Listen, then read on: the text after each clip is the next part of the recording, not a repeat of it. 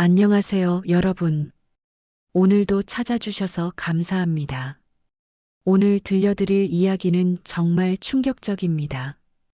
75세 생일날 혼자 응급실에 실려간 할머니가 있었습니다. 그런데 이 할머니가 병원 창문을 통해 목격한 장면은 정말 상상도 못할 일이었죠. 가족이라는 이름으로 평생을 희생하며 살아온 한 어머니의 이야기. 그리고 그녀가 준비한 완벽한 복수의 결말까지. 끝까지 들어보시면 여러분도 깜짝 놀라실 거예요. 그럼 시작해 보겠습니다. 이순자 할머니는 올해 75세가 되셨습니다. 평생을 가족을 위해 살아온 분이죠. 남편을 일찍 여의고 홀로 아들을 키우며 온갖 고생을 다했습니다. 아들 정민은 지금 40대 중반의 회사원이고 며느리 수정과 함께 할머니와 같은 집에서 살고 있었습니다. 겉으로 보기엔 3대가 화목하게 사는 가정 같았죠. 3월 15일 할머니의 75번째 생일이었습니다. 할머니는 아침 일찍부터 부엌에서 분주했습니다. 혹시나 해서 아들 가족이 생일상을 차려줄까봐 기대하는 마음도 있었지만 결국 본인이 직접 준비하게 되었죠. 정민아, 수정아, 아침 먹어라. 할머니가 정성껏 차린 상을 보며 아들 정민이 시계를 보더니 말했습니다. 어머니, 죄송한데 오늘 회사에서 급한 프로젝트가 생겨서 일찍 나가야 해요. 저녁에 늦을 것 같아요. 며느리 수정도 거들었습니다. 저도 친구들과 약속이 있어서요. 어머니 혼자 계셔도 괜찮으시죠? 할머니는 아무 말 못했습니다. 오늘이 본인 생일이라는 걸 아들 가족이 모를 리 없는데 아무도 언급하지 않았거든요. 그래, 너희도 바쁘니까 조심해서 다녀와라. 결국 할머니는 이렇게 대답할 수밖에 없었습니다. 아들과 며느리가 서둘러 나간 후 집은 고요해졌습니다. 할머니는 혼자 남은 밥상 앞에 앉아 쓸쓸히 아침을 드셨죠. 오전 10시쯤 할머니는 설거지를 하다가 갑자기 가슴이 조이는 느낌을 받았습니다. 이상하네. 처음에는 단순히 피로한 줄 알았습니다. 하지만 시간이 지날수록 숨이 가빠지고 식은땀이 흘러내렸죠. 할머니는 거실 소파에 앉아 잠시 쉬려고 했습니다. 그런데 갑자기 왼쪽 가슴에 찌르는 듯한 통증이 몰려왔어요. 아, 아파. 할머니는 급히 핸드폰을 찾으려 했지만 손에 힘이 들어가지 않았습니다. 그대로 소파에서 미끄러져 바닥에 쓰러졌죠. 다행히 옆집 박 할머니가 평소처럼 반찬을 나눠주려고 왔다가 할머니를 발견했습니다. 아이고, 순자야. 정신 차려. 박 할머니는 급히 119에 신고했습니다. 여보세요? 우리 옆집 할머니가 쓰러졌어요. 빨리 와주세요. 구급차가 도착하기까지 10분 정도 걸렸습니다. 그 사이 박 할머니는 할머니의 아들에게 연락을 시도했지만 계속 전화를 받지 않더라고요. 정민이 이 녀석이 왜 전화를 안 받지? 결국 할머니는 혼자서 구급차에 실려 병원으로 향했습니다. 응급실에 도착한 할머니는 심전도 검사와 각종 검사를 받았습니다. 의사 선생님 말로는 심장에 무리가 온 상태라고 했어요. 혈압이 너무 높으시고 스트레스성 협심증 증상이 보입니다. 며칠 입원하셔서 관찰이 필요할 것 같아요. 할머니는 병실로 옮겨졌습니다. 6인실이었는데 창가 자리였어요. 오후 2시쯤 할머니는 답답한 마음에 창밖을 내다보았습니다. 병원 건너편에 골프 연습장이 보였거든요.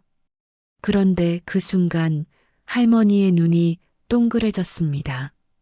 골프 연습장에서 골프채를 휘두르고 있는 익숙한 뒷모습.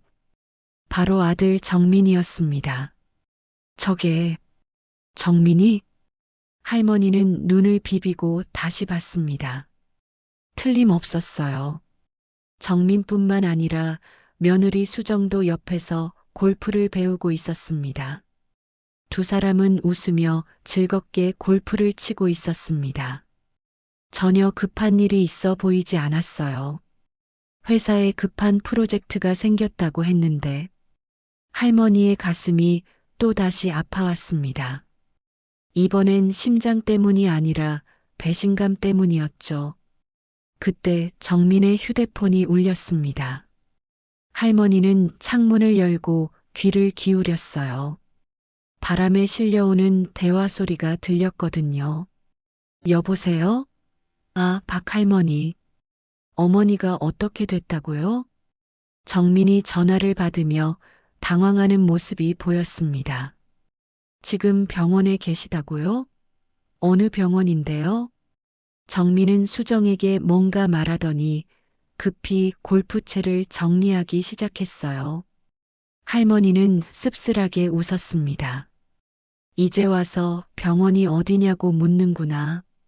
내가 쓰러진 지 벌써 4시간이 지났는데 30분 후 정민과 수정이 병실에 뛰어들어왔습니다. 어머니, 괜찮으세요? 왜 이런 일이?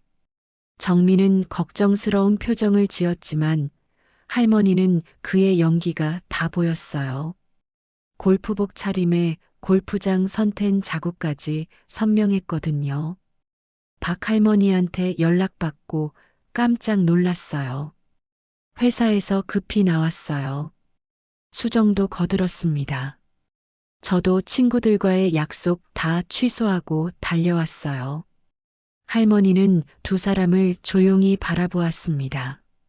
그래, 고맙다. 갑자기 가슴이 아파서. 의사 선생님은 뭐라고 하셨어요? 며칠 입원해야 한다고 하시더라. 정민이 안도의 표정을 지었습니다. 다행이네요. 큰일 날 뻔했어요. 그런데 그 순간 수정의 가방에서 골프공이 바닥에 떨어졌습니다. 병실이 순간 조용해졌어요. 할머니는 그 골프공을 보며 마음속으로 쓸쓸히 웃었습니다. 친구들과의 약속이라. 골프 약속 말이구나. 3일 후 할머니는 퇴원했습니다. 정민과 수정이 데리러 왔지만 차 안의 분위기는 어색했어요.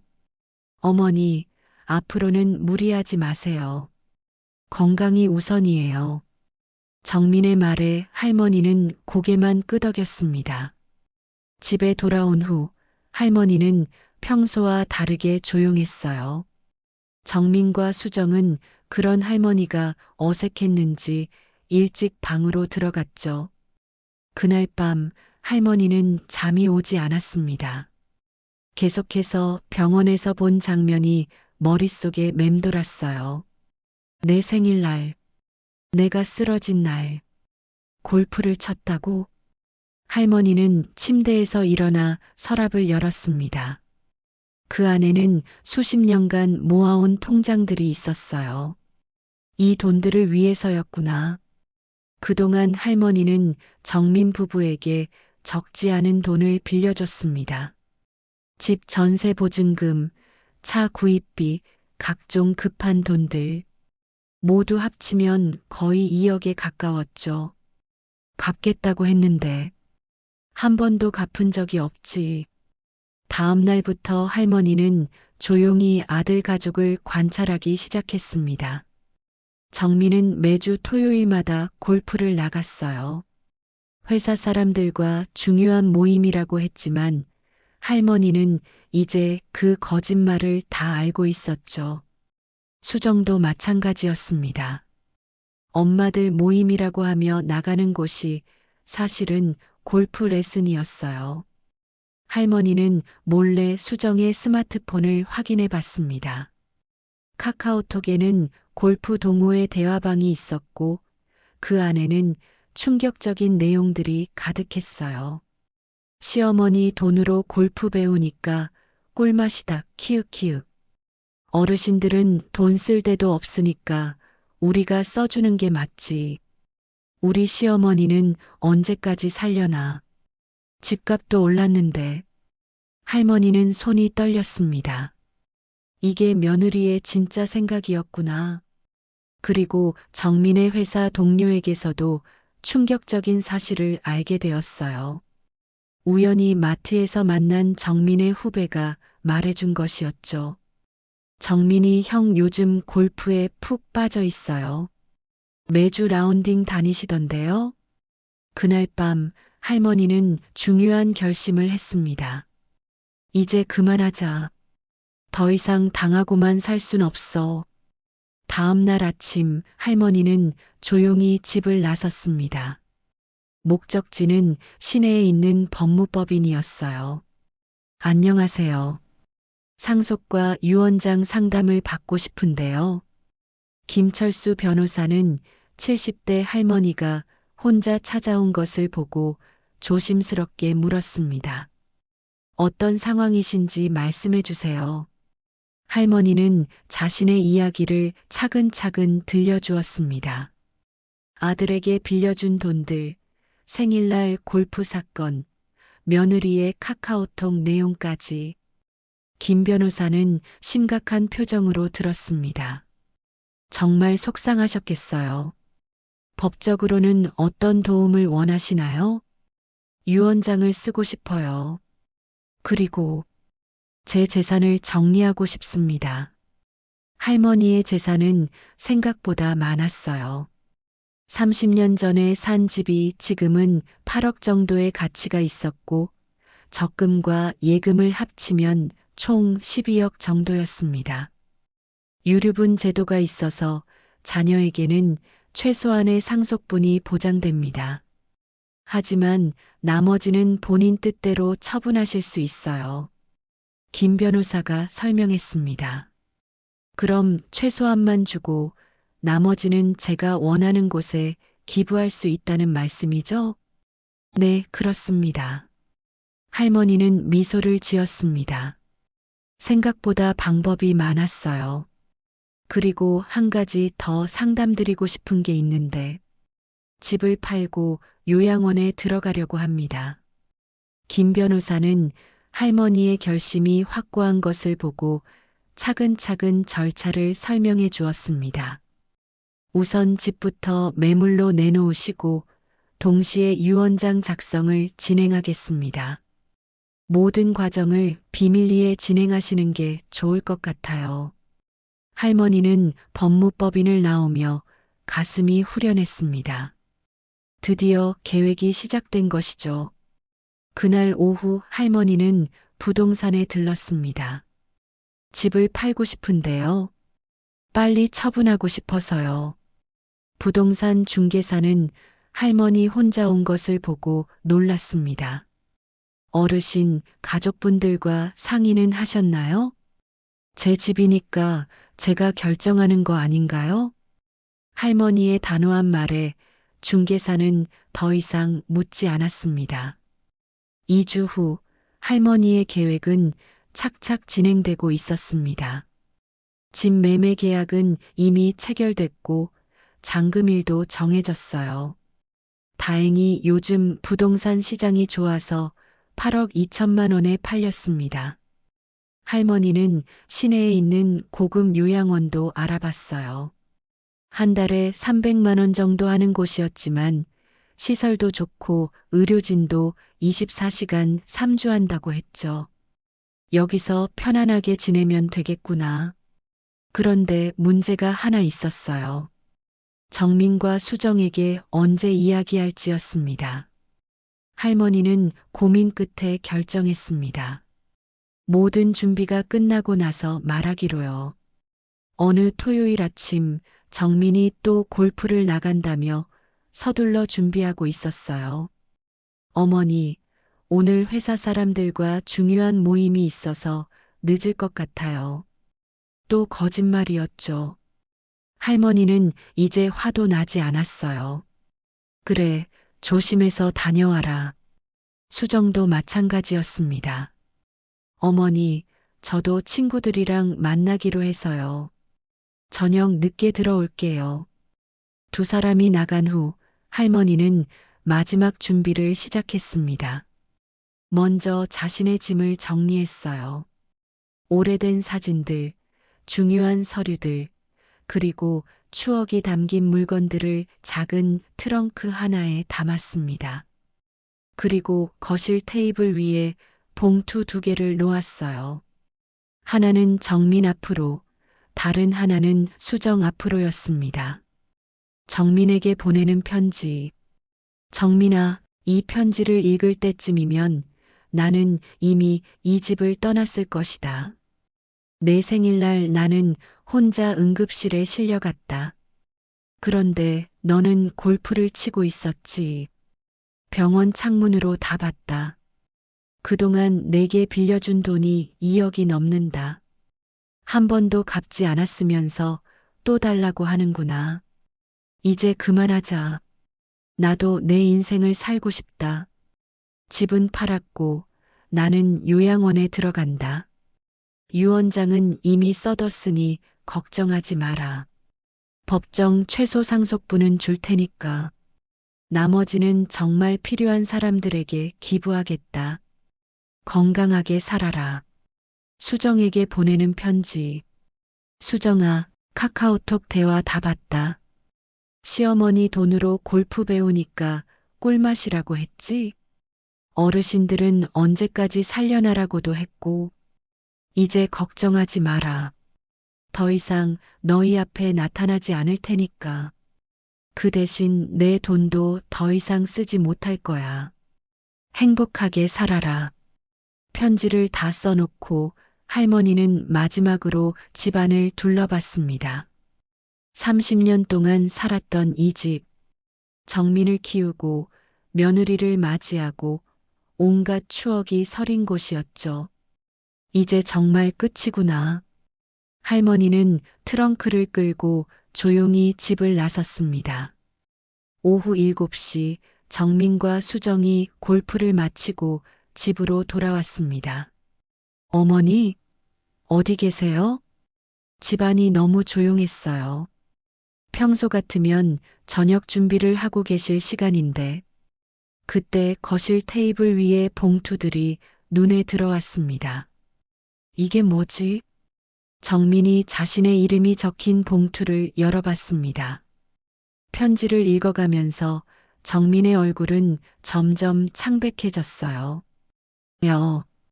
여보, 이것 좀 봐. 수정도 자신의 편지를 읽고는 손이 떨렸습니다. 어떻게 카카오톡을 보셨지? 두 사람은 급히 할머니 방으로 뛰어갔습니다. 하지만 방은 이미 텅 비어 있었어요. 어머니. 정민이 할머니의 휴대폰으로 전화를 걸었지만 벨소리만 들릴 뿐 받지 않으셨습니다. 그 시간 할머니는 요양원에서 편안히 차를 마시고 계셨어요. 여기가 제 새로운 집이군요. 요양원 간호사가 친절하게 안내해 주었습니다. 필요한 것 있으시면 언제든지 말씀하세요. 할머니의 방은 작지만 깔끔했어요. 창문으로는 예쁜 정원이 보였고 다른 어르신들의 웃음소리도 들렸죠. 여기서 진짜 내 인생을 살아봐야겠다. 다음 날 아침 정민이 요양원을 찾아왔습니다. 밤새 동네 곳곳을 찾아다니다가 겨우 할머니가 계신 곳을 알아낸 거였어요. 어머니, 왜 이러세요? 집으로 돌아가요. 하지만 할머니는 조용히 고개를 저었습니다. 정민아, 나는 이제 여기서 살 거다. 그래도 가족인데 어떻게 이럴 수 있어요? 정민의 말에 할머니가 쓴웃음을 지었습니다. 가족? 내가 쓰러졌을 때 골프 치던 사람이 지금 와서 가족이라고 하는구나. 정민은 할 말을 잃었어요. 어머니, 제가 잘못했어요. 다시 한 번만 기회를 주세요. 늦었다. 이미 결정한 일이야. 할머니는 창밖을 바라보며 말했습니다. 그동안 너희 눈치만 보며 살았다. 이제는 내가 하고 싶은 일을 하며 살고 싶어.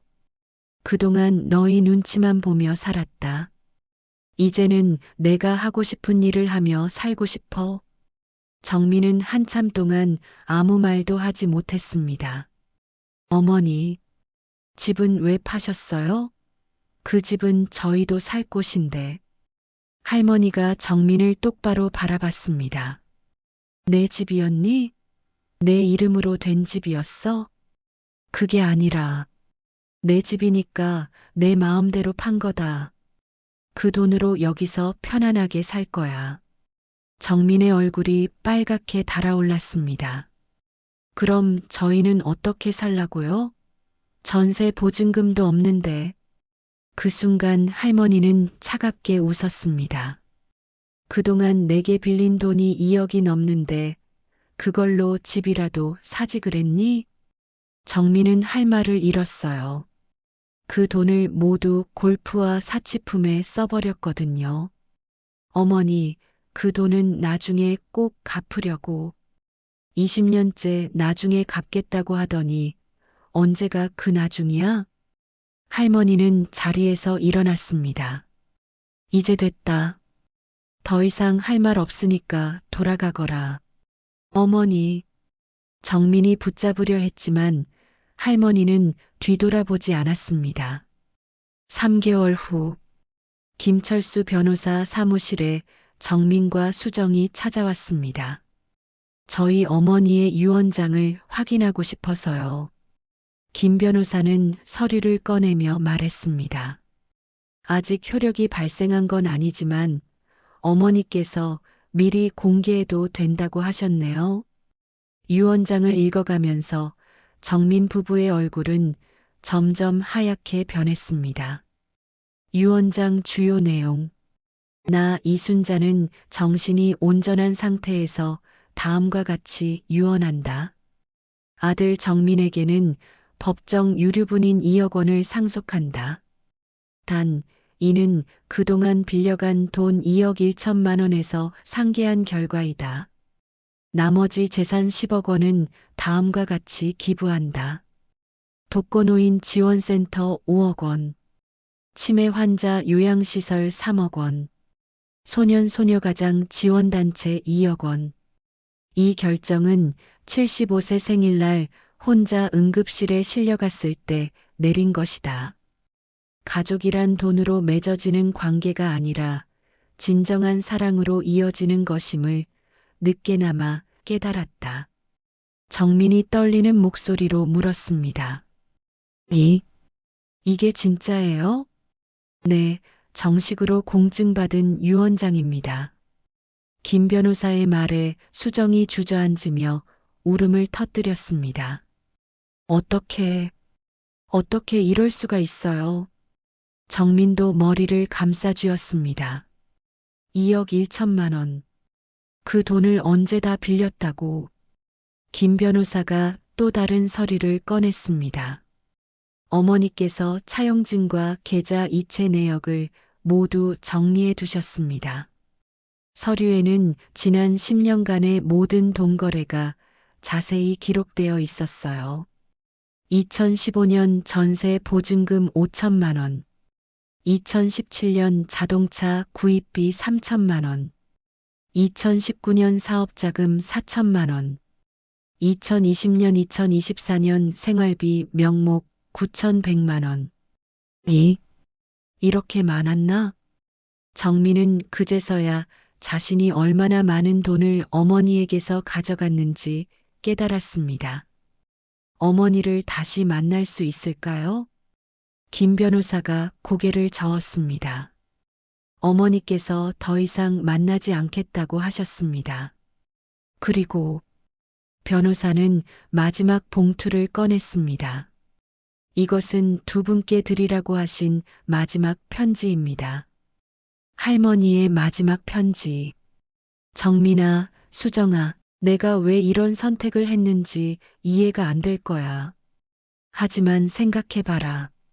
내가 75년을 살면서 정말 행복했던 때가 언제였는지, 너희를 위해서만 살았던 내 인생이 과연 의미가 있었는지, 마지막 몇 년만이라도 나를 위해 살고 싶다.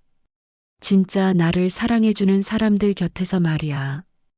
돈이 없으면 못 살 줄 알았는데 요양원에서 만난 친구들과 웃으며 지내는 게 그동안 너희 눈치 보며 살았던 것보다 훨씬 행복하다. 이제 내가 죽어도 슬퍼하지 마라. 진짜 가족이었다면 내가 살아있을 때 잘해줬어야지. 건강하게 살고 나처럼 자식에게 의존하지 말고 너희들끼리 잘 살아가거라. 엄마가 편지를 다 읽고 나서 정민과 수정은 한참 동안 말이 없었습니다. 1년 후 정민 부부는 작은 원룸에서 살고 있었습니다. 할머니가 남겨준 2억 원으로는 집을 사기에 턱없이 부족했거든요. 그들은 이제 골프도 치지 않았습니다. 돈이 없어서가 아니라 그럴 마음이 없어서였어요. 가끔 정민이 요양원 근처를 지나가면 할머니가 다른 어르신들과 함께 웃고 계시는 모습을 멀리서 볼 수 있었습니다. 정말 행복해 보이시네. 정민은 다가가고 싶었지만 그럴 용기가 없었습니다. 정말 행복해 보이시네. 정민은 다가가고 싶었지만 그럴 용기가 없었습니다. 2년 후 정민과 수정의 삶은 완전히 바뀌었습니다. 작은 원룸에서 살면서 처음으로 진짜 고생이 뭔지 알게 되었어요. 정민은 회사에서 야근을 하며 생활비를 벌었고 수정은 마트에서 아르바이트를 시작했습니다. 골프는 당연히 포기했죠. 그럴 여유도 마음도 없었어요. 어느 날 정민이 아르바이트하는 수정을 보러 마트에 갔습니다. 무거운 박스를 나르는 아내의 모습을 보니 가슴이 아팠어요. 여보, 힘들지 않아? 괜찮아요. 이제 일하는 게 당연한 거죠. 수정의 말에는 예전의 건방진 모습이 전혀 없었습니다. 그날 밤 두 사람은 오랜만에 진솔한 대화를 나눴어요. 여보, 우리가 어머니께 정말 못됐던 것 같아. 맞아요. 생각해보니 어머니가 우리한테 뭘 바란 게 아니었는데, 그냥 가족답게 지내고 싶으셨던 건데 말이야. 수정이 눈물을 흘렸습니다. 어머니 생일날, 정말 너무했어요. 골프 치러 가다니. 정민도 고개를 떨궜습니다. 어머니가 병원에 혼자 계실 때 얼마나 외로우셨을까. 3년째가 되던 해, 정민과 수정은 드디어 용기를 냈습니다. 어머니를 다시 만나 뵙기로 한 거예요. 하지만 빈손으로 갈 수는 없었죠. 정민은 퇴근 후 야간 배송 아르바이트를 시작했고 수정은 주말에도 일했습니다. 모든 돈을 아껴서 1년 동안 500만 원을 모았어요. 이건 어머니께 갚을 돈의 시작이야. 그들은 또 다른 특별한 준비도 했습니다. 정민은 요리 학원에 다니기 시작했어요. 어머니가 좋아하시는 음식을 직접 만들어 드리고 싶어서였죠. 수정은 손뜨개를 배웠습니다. 어머니께 따뜻한 목도리를 만들어 드리고 싶었거든요. 어머니의 근황. 한편 이순자 할머니는 요양원에서 정말 행복한 나날을 보내고 계셨어요. 아침에는 요가 클래스에 참여하고 오후에는 독서 모임에 나가셨죠.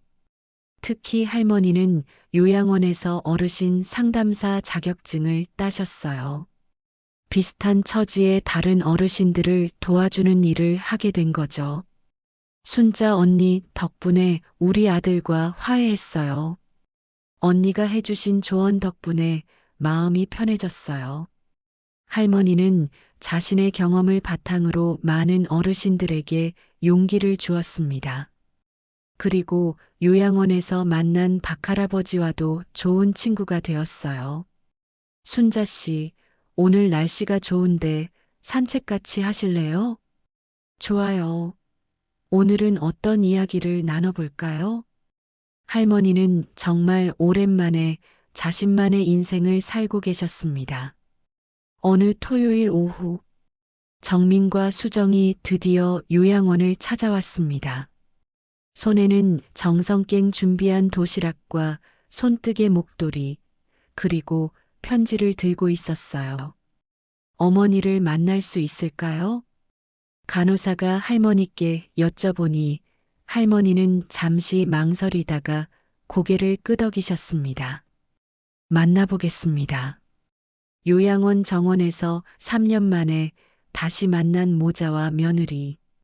정민과 수정은 할머니 앞에 무릎을 꿇었습니다. 어머니, 정말 죄송합니다. 할머니는 많이 달라진 두 사람의 모습을 보았어요. 정민은 살이 많이 빠져 있었고, 수정은 예전의 화려한 모습 대신 수수한 옷차림이었죠. 가장 달라진 건 그들의 눈빛이었어요. 예전의 건방진 모습은 전혀 없었습니다. 어머니, 저희가 얼마나 큰 잘못을 했는지 이제야 알겠어요. 정민이 떨리는 목소리로 말했습니다. 3년 동안 정말 많이 힘들었어요. 하지만 그 힘든 시간이 저희를 깨우쳐줬어요. 수정도 눈물을 흘리며 말했습니다. 어머니께서 평생 저희를 위해 얼마나 고생하셨는지 이제야 조금이라도 이해할 것 같아요. 그들은 준비해온 편지를 꺼냈습니다. 정민의 편지. 어머니, 3년 전 어머니가 떠나신 후 저는 처음으로 진짜 어른이 되었습니다. 직장에서 야근하고 아르바이트하고 아내와 함께 생활비를 벌면서 어머니가 혼자서 얼마나 힘들게 저를 키우셨는지 깨달았어요. 그동안 빌린 돈 2억. 이제야 그 돈이 얼마나 큰 돈인지 알겠습니다. 어머니가 그 돈을 모으기 위해 얼마나 많은 밤을 새우며 일하셨을까요? 지금 500만 원밖에 못 모았지만 평생 걸려서라도 꼭 다 갚겠습니다. 그리고 제가 요리를 배웠어요. 어머니가 좋아하시는 김치찌개 만드는 법을요. 이제라도 어머니께 뭔가 해드리고 싶어서요. 수정의 편지. 어머니, 저는 정말 나쁜 며느리였어요. 카카오톡에서 어머니를 그렇게 말한 제가 너무 부끄럽습니다. 3년 동안 마트에서 일하면서 많은 어르신들을 만났어요. 그분들이 자식 이야기를 할 때의 눈빛을 보면서 어머니도 저희 이야기를 그렇게 자랑스럽게 하셨을 텐데 저는 왜 그걸 몰랐을까요? 이 목도리를 직접 떠드렸어요. 서툴지만 정성은 가득 담았어요. 어머니, 한 번만 더 기회를 주세요. 할머니는 편지를 읽으며 눈물을 흘렸습니다. 정말 달라진 것 같았어요. 진심이 느껴졌거든요. 정말, 정말 많이 힘들었니? 할머니의 따뜻한 물음에 정민과 수정은 더 큰 소리로 울었습니다. 네, 어머니. 하지만 그 힘든 시간이 저희를 변화시켜줬어요. 6개월 후, 이순자 할머니는 여전히 요양원에서 살고 계셨어요. 하지만 이제는 매주 정민과 수정이 찾아왔습니다. 정민은 어머니께 직접 만든 음식을 가져와 함께 드셨고, 수정은 요양원 청소를 도와드렸어요. 어머니, 오늘은 새로 배운 갈비찜을 만들어 왔어요. 어머니, 제가 방 청소 다 해드릴게요. 할머니는 달라진 아들과 며느리의 모습에 마음이 따뜻해졌습니다. 그리고 중요한 결정을 내렸어요. 변호사님, 유언장을 수정하고 싶어요. 할머니는 유언장을 다시 썼습니다. 아들에게는 집값의 절반인 4억을 남기고 나머지는 여전히 기부하기로 했지만 이전보다는 훨씬 많은 유산을 남겨주기로 한 거죠. 5년 후, 정민 가족은 작지만 따뜻한 집에서 살고 있었어요. 어머니에게 빌린 돈의 절반 정도는 갚았고 나머지도 차근차근 갚아가고 있었죠. 할머니는 여전히 요양원에서 건강하게 지내시면서 이제는 요양원 최고 상담사가 되셨어요. 가족들은 매주 일요일마다 함께 모여 식사를 했습니다. 할머니, 오늘 제가 만든 된장찌개 어때요? 우리 정민이가 요리 솜씨가 정말 늘었구나. 할머니, 다음 주에는 온 가족이 같이 여행 가요. 할머니가 가고 싶어 하셨던 제주도로요. 할머니의 얼굴에는 환한 미소가 번졌습니다. 여러분, 어떠셨나요? 때로는 가장 큰 사랑이 잠시 떨어져 있는 것일 수도 있어요. 이순자 할머니의 용기 있는 선택이 결국 가족 모두를 변화시켰습니다. 진정한 가족은 돈으로 맺어지는 관계가 아니라 서로를 생각하고 배려하는 마음으로 이어지는 것이겠죠. 부모님이 살아계실 때 잘하세요. 그리고 혹시 지금 힘든 상황에 계신 분들도 포기하지 마세요. 진심은 언젠가 통하게 되어 있어요. 가족의 소중함을 깨닫는 데는 때가 있지만 그래도 늦지 않았다면 다행인 것 아닐까요? 오늘도 긴 이야기 끝까지 들어주셔서 감사합니다. 구독과 좋아요, 알림 설정 잊지 마시고요. 다음에도 더 따뜻한 이야기로 찾아뵙겠습니다. 감사합니다.